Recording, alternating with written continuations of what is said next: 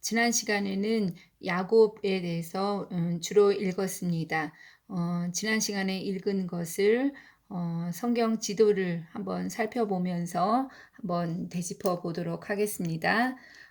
이스라엘의 지도인데 위쪽이 동쪽, 아래쪽이 서쪽이고 여기가 바로 지중해입니다. 이것을 한번 돌려보도록 하겠습니다.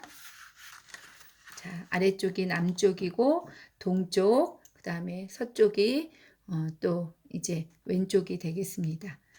자, 여기서 볼 때 야곱이 라반의 집에서 그 형 에서의 눈을 피해서 형 에서의 복수를 피해서 도망하여 있던 곳이 바로 하란입니다. 하란은 지도에서 볼 때 대충 한 이 정도쯤에 위치해 있을 것으로 사려됩니다. 이 하란에서 이제 그 야곱이 라반의 집에 20년 동안 거주하면서 그 라반의 그 두 딸과 함께 결혼을 합니다. 레아와 라헬과 함께 결혼을 하고 이제 그 20년 후에 이제 삼촌 라반의 눈을 피해서 이제 도망하게 됩니다. 그래서 이제 마하나임까지 도망을 하는데 바로 이곳이 마하나임입니다. 이 마하나임까지 도망온 야곱이 야곱을 이제 그 라반이 잡으러 맹추격해서 오게 되죠. 그래서 이제 드라빔을 발견하지 못하고 하나님께서 이제 꿈에 그 야곱을 해치지 말라고 하는 그런 계시를 받게 되고 그래서 돌아가게 됩니다. 라반은 돌아가고 야곱은 이 마하나임에서 이제 움직여서 분우엘을 향하게 되는데 이 분우엘이는 이쪽이 여기가 야복강가입니다. 이 야복강에서 야곱이 그 하나님의 그 천사와 더불어서 밤중에 그 씨름을 하죠. 씨름을 하다가 이제 자기의 소원을 이루어 주지 않으면 절대 물러서지 않겠다는 굳은 의지로 천사와 싸워서 이기게 되죠. 그래서 그 이제 내가 천사와 대면하여 싸웠는데도 불구하고 죽지 않았다. 그런 이름으로다가 여기다가 이제 분우엘이라는 이름을 갖다가 짓게 됩니다. 분우엘은 분이엘이나 같은 그 지명입니다. 이렇게 했던 야곱이 이제 에서와 극적인 상봉을 하게 됩니다. 에서가 그 장정 400명을 거느리고 오지만 또 이 야곱의 그런 그 계략은 아니고 꾀로 둘이가 마음을 풀고 같이 마음을 풀면서 형제간의 애틋한 그런 정을 회복하게 됩니다. 그래서 그 에서는 이제 자기의 집으로 돌아가고 야곱은 그 숫곳에서 진을 치면서 좀 머무르게 됩니다. 숫곳에서 있던 야곱이 이제 그 세겜으로 움직이는데 세겜은 이렇게 요단강을 건너가서 바로 이곳이 세겜입니다. 지도상으로 볼 때 조금 높은 위치에 있습니다. 이 세겜에서는 정말 많은 사건들이 있지만 그 중에서도 야곱하고 연결되는 사건은 바로 그 디나가 강간을 당하는 사건이었습니다. 그 야곱과 레아에게서 난 딸이 있는데 디나라는 딸이 이 세겜 지역의 하몰의 아들인 세겜이라는 그 사람에게 그 강간을 당하게 되죠. 그래서 여기서 그 두 오라버니가 시므온과 레위가 굉장히 화가 많이 나서 복수를 하기 위해서 할례를 시키고 그래서 이 세겜 지역에 있는 이 사람들을 멸망시키는 그런 이야기가 나옵니다. 그리고 나서 이제 다시 움직여서 이 베델로 올라오게 되죠. 베델로 올라올 때 그저 올라오는 것이 아니라 그동안에 자기들이 섬겼던 신상과 또 뭐 손에 끼었던 손목걸이 그런 것들을 다 빼서 야곱에게 주니까 그 야곱이 그것을 상수리 나무 아래에 묻고 성결한 몸으로 이 베델에 오르게 됩니다. 그래서 하나님의 전을 이곳에 건축하게 되지요. 그리고 쭉 내려와서 이 베들레헴 이 베들레헴을 지나서 헤브론으로 이제 가고 있습니다. 이 헤브론은 바로 이삭이 있는 곳이죠. 그 야곱의 최종 목적지가 되는 곳입니다. 아버지가 있는 이삭이 머무르고 있는 헤브론에 이제 야곱이 도착을 했습니다. 오늘은 38장으로 유다와 다말에 대해서 읽도록 하겠습니다. 38장. 그 후에 유다가 자기 형제들로부터 떠나 내려가서 아둘람 사람 히라와 가까이 하니라. 유다가 거기서 가나안 사람 수아라 하는 자의 딸을 보고 그를 데리고 동침하니 그가 임신하여 아들을 낳음에 유다가 그의 이름을 에리라 하니라. 그가 다시 임신하여 아들을 낳고 그의 이름을 오난이라 하고 그가 또다시 아들을 낳고 그의 이름을 셀라라 하니라. 그가 셀라를 낳을 때에 유다는 거십에 있었더라. 유다가 장자 엘을 위하여 아내를 데려오니 그의 이름은 다말이더라. 유다의 장자 엘이 여호와가 보시기에 악함으로 여호와께서 그를 죽이신지라. 유다가 오난에게 이르되 내 형수에게로 들어가서 남편의 아우된 본분을 행하여 내 형을 위하여 씨가 있게 하라. 오난이 그 씨가 자기 것이 되지 않을 줄 알므로 형수에게 들어갔을 때에 그의 형에게 씨를 주지 아니하려고 땅에 설정하매 그 일이 여호와가 보시기에 악함으로 여호와께서 그도 죽이시니 유다가 그의 며느리 다말에게 이르되 수절하고 내 아버지 집에 있어 내 아들 셀라가 장성하기를 기다리라 하니 셀라도 그 형들같이 죽을까 염려함이라. 다말이 가서 그의 아버지 집에 있으니라.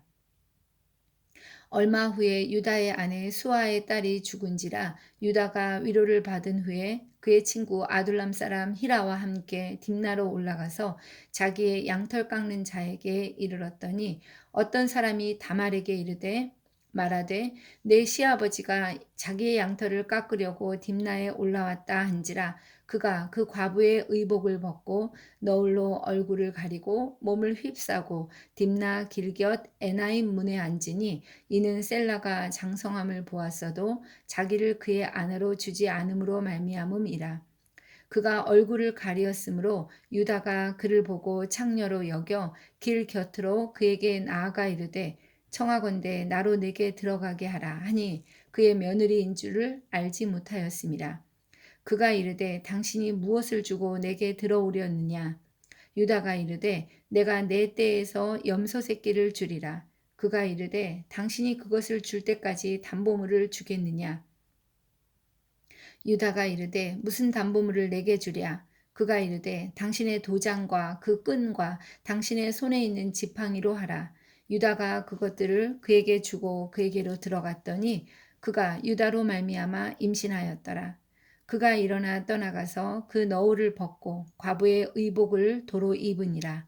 유다가 그 친구 아둘람 사람의 손에 부탁하여 염소 새끼를 보내고 그 여인의 손에서 담보물을 찾으려 하였으나 그가 그 여인을 찾지 못한지라. 그가 그곳 사람에게 물어 이르되 길곁 에나임에 있던 창녀가 어디 있느냐. 그들이 이르되 여기는 창녀가 없느니라. 그가 유다에게로 돌아와 이르되 내가 그를 찾지 못하였고 그곳 사람도 이르기를 거기에는 창녀가 없다 하더이다 하더라. 유다가 이르되 그로 그것을 가지게 두라. 우리가 부끄러움을 당할까 하노라. 내가 이 염소 새끼를 보냈으나 그대가 그를 찾지 못하였느니라. 석 달쯤 후에 어떤 사람이 유다에게 일러 말하되 내 며느리 다말이 행음하였고 그 행음함으로 말미암아 임신하였느니라. 유다가 이르되 그를 끌어내어 불사르라. 여인이 끌려나갈 때에 사람을 보내어 시아버지에게 이르되 이 물건 임자로 말미암아 임신하였나이다. 청하건대 보소서. 이 도장과 그 끈과 지팡이가 누구의 것이니까 한지라. 유다가 그것들을 알아보고 이르되 그는 나보다 옳도다. 내가 그를 내 아들 셀라에게 주지 아니하였음이로다 하고 다시는 그를 가까이 하지 아니하였더라. 해산할 때에 보니 쌍태라. 해산할 때에 손이 나오는지라 산파가 이르되 이는 먼저 나온 자라 하고 홍색 실을 가져다가 그 손에 메었더니 그 손을 도로 들이며 그의 아우가 나오는지라. 산파가 이르되 내가 어찌하여 터뜨리고 나오느냐 하였으므로 그 이름을 베레스라 불렀고 그의 형 곧 손에 홍색실이 있는 자가 뒤에 나오니 그의 이름을 세라라 불렀더라. 38장에는 야곱 가족의 타락상이 보여지고 있습니다. 유다와 다말의 이야기가 바로 그것인데 유다가 처음으로 등장하는 이 38장에는 그의 약점과 죄악성이 있는 그대로 꾸밈없이 기록되고 있습니다. 야곱 가족도 가나안의 문화에 영향을 받아서 이제 근친상간을 하는 그런 이야기가 등장하고 있습니다. 유다가 수아의 딸과 결혼하여 수아의 딸은 이방 여인입니다. 수아의 딸과 결혼하여서 엘, 오난, 셀라 이 세 아들을 낳았습니다. 장남 엘이 다말하고 결혼을 했지만 엘이 여호와 보시기에 악함으로 여호와께서 그를 죽이셨다고 7절에 기록되고 있습니다. 엘의 동생 오난도 이제 형수와 결혼해서 기업을 이어가도록 아버지가 명령했지만 오난이 자기 씨가 되지 않을 것을 알고 땅에 설정했다. 이것이 또한 여호와 보시기에 악해서 여호와께서도 그를 죽이셨다. 라고 10절에 기록되어 있습니다. 유다가 며느리 다말에게 막내 셀라가 장성하기까지 수절하고 이제 집에서 기다리라고 말했지만 셀라가 장성한 후에도 유다는 그 약속을 지키지 않았습니다. 그래서 다말이 자기의 시아버지가 양털 깎는 일로 딥나에 이르렀을 때 딥나 길곁 에나임 문에 기생 목장으로 앉아 있다가 유다와 동침을 합니다. 동침의 대가로 받은 것은 유다의 도장, 끈, 지팡이였습니다. 결국 유다가 기생으로 변장한 며느리 다말과 동침하게 되고 쌍둥이 베레스와 세라를 낳았습니다. 이 베레스와 세라는 바로 예수님의 계보에 있는 사람들입니다. 유다가 며느리 다말과 동침하여 낳은 아들 베레스는 다윗 왕의 조상이 되고 그리스도의 계보에 속합니다. 다말은 어쩌면 아브라함 가문의 보고를 알고 있었고 그 사모하는 그런 마음이 있어서 더욱더 이렇게 하지 않았을까 생각할 수도 있습니다. 그렇다면 이 왜 요셉 이야기 사이에 유다와 다말의 이 이야기가 껴 있을까요? 유다가 며느리 다말과 동침하게 되는 이 사건은 이스라엘 백성들이 아브라함의 경건함을 이어받지 못하고 우상 숭배와 성적인 부도덕으로 타락한 가나안의 문화에 물들어가고 있어서 가나안의 환경으로부터 벗어나야 할 필요가 있음을 강력하게 보여주는 증거입니다. 르우벤이 야곱의 아들이었던 르우벤이 아버지의 첩인 아버지의 부인인 비라와 통관하는 이야기가 나오는데 이런 것들도 다 타락의 예 중에 하나라고 볼 수 있을 것입니다. 39장 요셉과 보디발의 아내 요셉이 이끌려 애굽에 내려가매 바로의 신하 친위 대장 애굽 사람 보디발이 그리로 데려간 이스마엘 사람의 손에서 요셉을 산이라. 여호와께서 요셉과 함께 하심으로 그가 형통한 자가 되어 그의 주인 애굽 사람의 집에 있으니 그의 주인이 여호와께서 그와 함께 하심을 보며 또 여호와께서 그의 범사에 형통하게 하심을 보았더라. 요셉이 그의 주인에게 은혜를 입어 섬김에 그가 요셉을 가정 총무로 삼고 자기의 소유를 다 그의 손에 위탁하니 그가 요셉에게 자기의 집과 그의 모든 소유물을 주관하게 한 때로부터 여호와께서 요셉을 위하여 그 애굽 사람의 집에 복을 내리심으로 여호와의 복이 그의 집과 밭에 있는 모든 소유에 미친지라. 주인이 그의 소유를 다 요셉의 손에 위탁하고 자기가 먹는 음식 외에는 간섭하지 아니하였더라.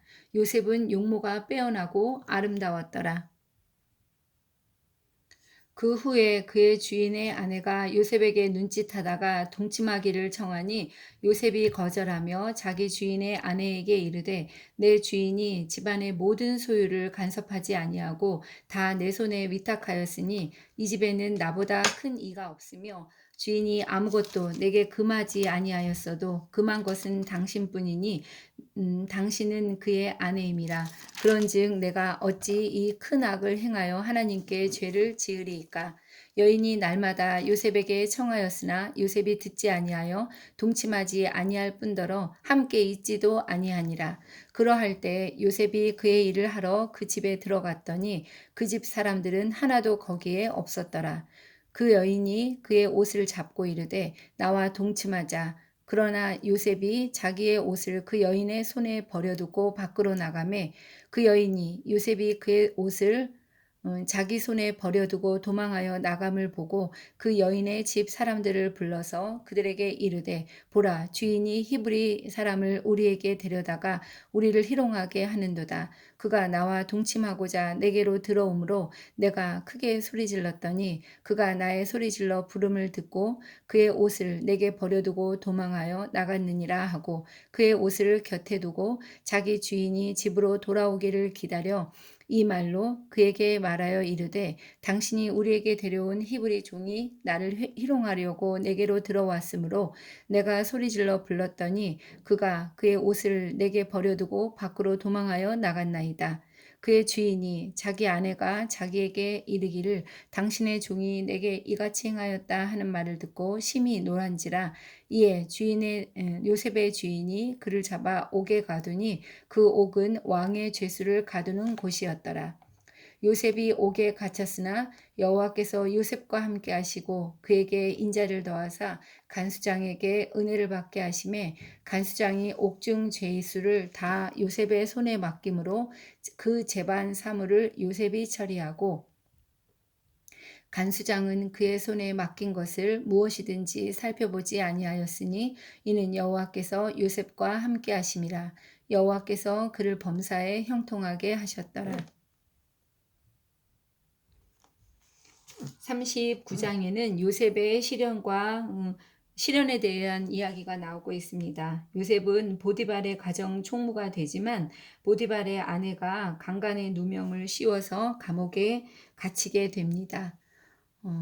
보디발의 집에서 요셉의 그런 그 형통한 모습이 나오고 있는데 39장 2절에 여호와께서 요셉과 함께 하심으로 그가 형통한 자가 되었다는 표현 그다음에 그의 주인이 여호와께서 그와 함께 하심을 보며 또 여호와께서 그의 범사에 형통하게 하심을 보았다는 그런 이야기가 나오고 있는데 요셉에게 하나님께서 함께 하셔서 많은 사람들에게 요셉이 복받고 있는 것까지도 느끼게 하셨다는 것에 은혜가 됩니다. 그리고 이 복받는 요셉이 그 보디발의 집에 가서 그 보디발의 집과 그의 모든 소유물을 주관하게 한 그때부터 하나님께서 요셉을 위해서 그 애굽 사람의 집에도 복을 내리시는 그런 이야기가 나오는데 그래서 그의 그 집과 밭에 있는 모든 소유가 이제 풍족하게 되는 그런 이야기가 나오는데 복을 받은 사람은 들어가도 나가도 또 어느 집에 가도 또 그곳이 복받는 처소가 되는 것을 볼 수 있었습니다. 40장 요셉이 관원장의 꿈을 해석하다. 그 후에 애굽 왕의 술 맡은 자와 떡 굽는 자가 그들의 주인 애굽 왕에게 범죄한지라 바로가 그 두 관원장 곧 술 맡은 관원장과 떡 굽는 관원장에게 노하여 그들을 친위 대장의 집 안에 있는 옥에 가두니 곧 요셉이 갇힌 곳이라. 친위 대장이 요셉에게 그들을 수종들게 하매 요셉이 그들을 섬겼더라. 그들이 갇힌 지 여러 날이라. 옥에 갇힌 애굽 왕의 술 맡은 자와 떡 굽는 자 두 사람이 하룻밤에 꿈을 꾸니 각기 그 내용이 다르더라. 아침에 요셉이 들어가 보니 그들에게 근심의 빛이 있는지라 요셉이 그 주인의 집에 자기와 함께 갇힌 바로의 신하들에게 묻되 어찌하여 오늘 당신들의 얼굴에 근심의 빛이 있나이까? 그들이 그에게 이르되 우리가 꿈을 꾸었으나 이를 해석할 자가 없도다. 요셉이 그들에게 이르되 해석은 하나님께 있지 아니하니이까 청하건대 내게 이르소서. 술 맡은 관원장이 그의 꿈을 요셉에게 말하여 이르되 내가 꿈에 보니 내 앞에 포도나무가 있는데 그 나무에 세 가지가 있고 싹이 나서 꽃이 피고 포도송이가 익었고 내 손에 바로의 잔이 있기로 내가 포도를 따서 그 즙을 바로의 잔에 짜서 그 잔을 바로의 손에 들였노라. 요셉이 그에게 이르되 그 해석이 이러하니 세 가지는 사흘이라. 지금부터 사흘 안에 바로가 당신의 머리를 들고 당신의 전직을 회복시키시리니 당신이 그 전에 술 맡은 자가 되었을 때에 하던 것 같이 바로의 잔을 그의 손에 드리게 되리이다. 당신이 잘 되시거든 나를 생각하고 내게 은혜를 베풀어서 내 사정을 바로에게 아뢰어 이 집에서 나를 건져 주소서. 나는 히브리 땅에서 끌려온 자요 여기서도 옥에 갇힐 일은 행하지 아니하였나이다. 떡 굽는 관원장이 그 해석이 좋은 것을 보고 요셉에게 이르되 나도 꿈에 보니 흰떡 세 광주리가 내 머리에 있고 맨 윗광주리에 바로를 위하여 만든 각종 구운 음식이 있는데 새들이 내 머리의 광주리에서 그것을 먹더라. 요셉이 대답하여 이르되 그 해석은 이러하니 새 광주리는 사흘이라. 지금부터 사흘 안에 바로가 당신의 머리를 들고 당신을 나무에 달리니 새들이 당신의 고기를 뜯어 먹으리이다 하더니 제3일은 바로의 생일이라. 바로가 그의 모든 신하를 위하여 잔치를 베풀 때에 술 맡은 관원장과 떡 굽는 관원장에게 그의 신하들 중에 머리를 들게 하니라. 바로의 술 맡은 관원장은 전직을 회복하매 그가 잔을 바로의 손에 받들어 드렸고 떡 굽는 관원장은 매달리니 요셉이 그들에게 해석함과 같이 되었으나 술 맡은 관원장은 요셉을 기억하지 못하고 그를 잊었더라.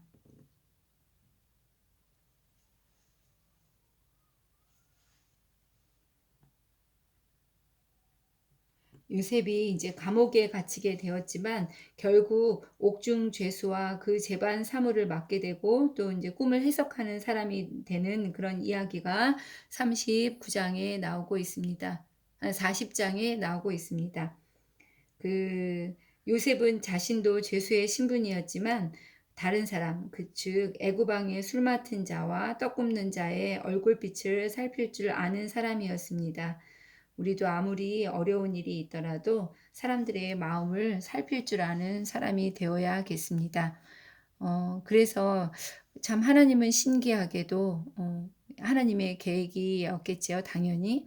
그 요셉이 있는 곳에 애굽 왕의 술 맡은 자와 떡 굽는 자를 그러니까 들어오게 하시고 그들로 하여금 꿈을 꾸게 하시고 또 요셉이 그 꿈을 해몽하게 하게 합니다.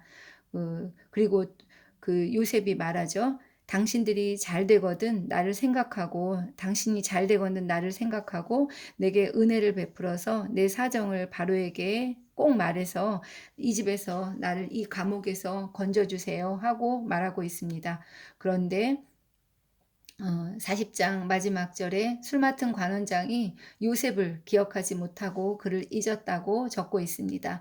이렇게 큰 사건이고 정말 기억하지 않을 수가 없는 그런 사건인데도 불구하고 술 맡은 관원장은 요셉을 까먹어 버리고 말았습니다.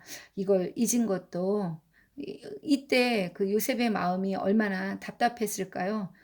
내가 그렇게 부탁을 했는데 나를 잊어버리다니 하고 생각했을지도 모르겠습니다. 그렇지만 이때 만약에 술 맡은 관원장이 요셉을 기억했더라면 그저 어쩌면 요셉은 술 맡은 관원장의 뭐 비서 정도라든가 뭐 하여튼 좀 그보다는 애굽 총리보다는 훨씬 못 미치는 그런 자리에 갔을지도 모르겠죠. 그렇지만 하나님께서는 정말 요셉의 때를 하나님 준비하고 계십니다. 술 맡은 관원장은 요셉을 전혀 기억하지 못하고 이제 그 요셉은 그러니까 애굽 왕의 앞에 설 날을 이제 조금 있으면 만나게 될 것입니다.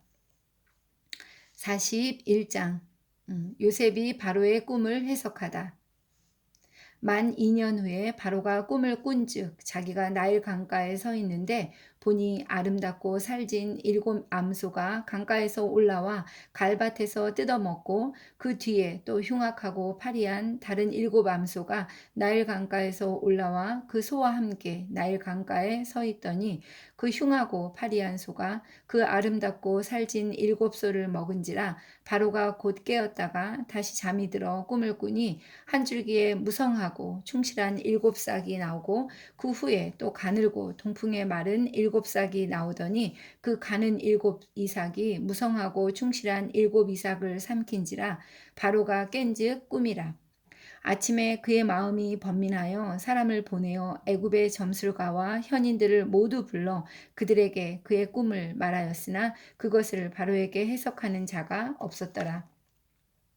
술 맡은 관원장이 바로에게 말하여 이르되 내가 오늘 내 죄를 기억하나이다.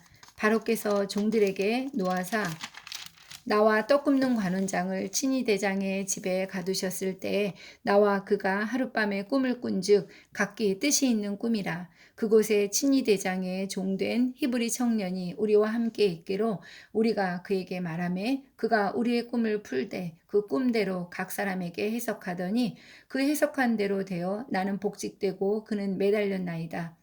이에 바로가 사람을 보내어 요셉을 부르매 그들이 급히 그를 옥에서 내놓은지라.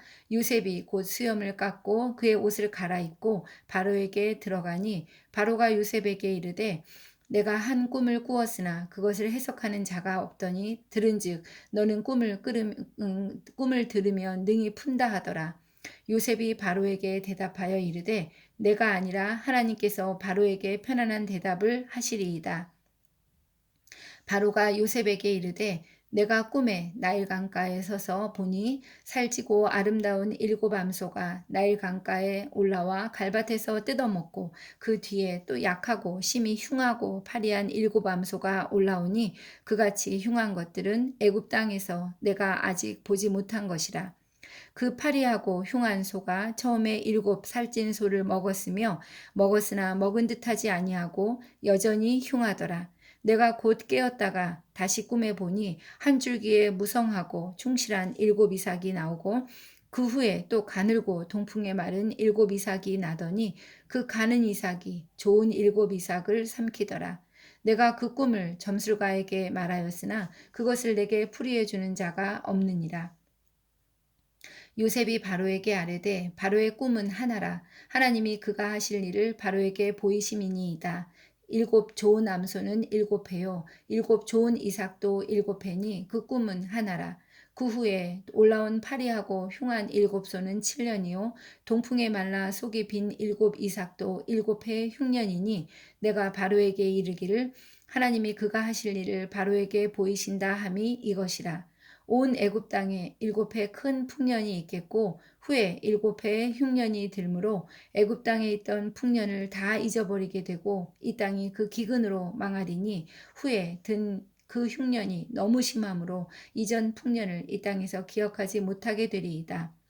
바로께서 꿈을 2번 겹쳐 꾸신 것은 하나님이 이 일을 정하셨음이라. 하나님이 속히 행하시리니 이제 바로께서는 명철하고 지혜 있는 사람을 택하여 애굽 땅을 다스리게 하시고 바로께서는 또 이같이 행하사 나라 안에 감독관을 두어 그 7해 풍년에 애굽 땅의 5분의 1을 거두되 그들로 장차 올 풍년의 모든 곡물을 거두고 그 곡물을 바로의 손에 돌려 양식을 위하여 각 성읍에 쌓아두게 하소서.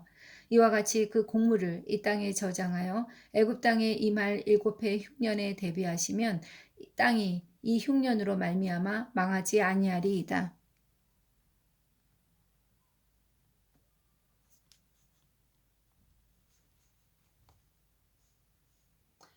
요셉이 41장에서는 요셉이 바로의 꿈을 해석하는 이야기가 나오고 있습니다.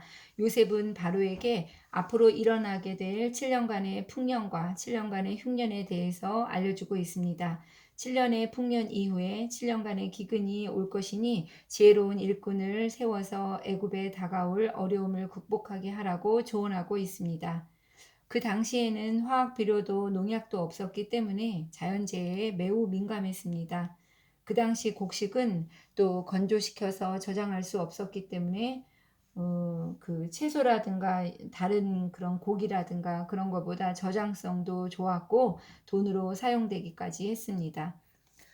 급하게 시간이 가는 줄 모르고 읽는 바람에 41장을 다 읽지 못하게 되었는데 오늘은 그래서 41장 36절까지 읽었습니다. 다음은 요셉이 애굽의 총리가 되는 이야기가 나오고 있습니다. 연이어서 읽도록 하겠습니다.